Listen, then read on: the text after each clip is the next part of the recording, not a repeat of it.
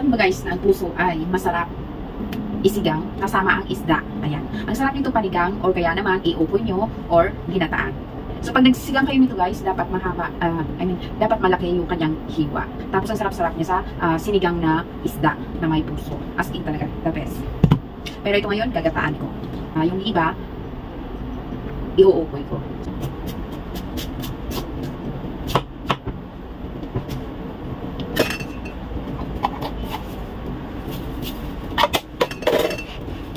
Bago nyo gulayin, kailangan lagyan nyo siya ng asin at pipigain natin.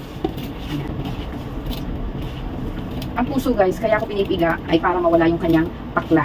Kasi minsan ang puso ay mapakla pag ginulay mo. Kaya dapat ay pipigaan mo siya. Mawala ang kanyang ibang katas.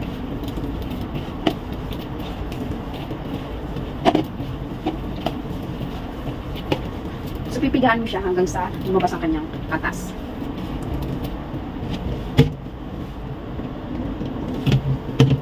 Pwede kang mag-add ng tubig konti para mabilis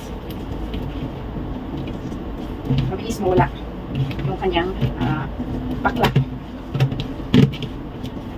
Sabi kasi pag nag-aano kami nito ay talagang bigang-biga katulad niyan.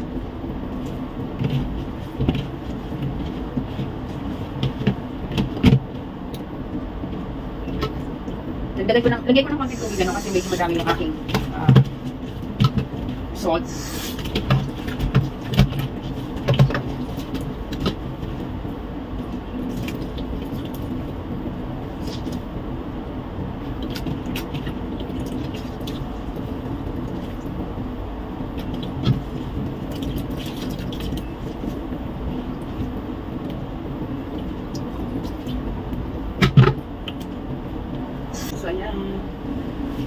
So ayan na siya guys.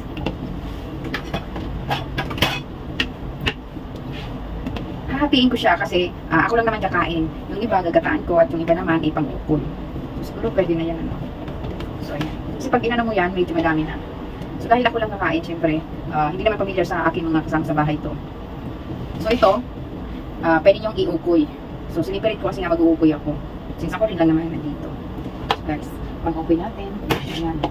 Tapos meron tayong ginger, garlic, and onion. Ayan.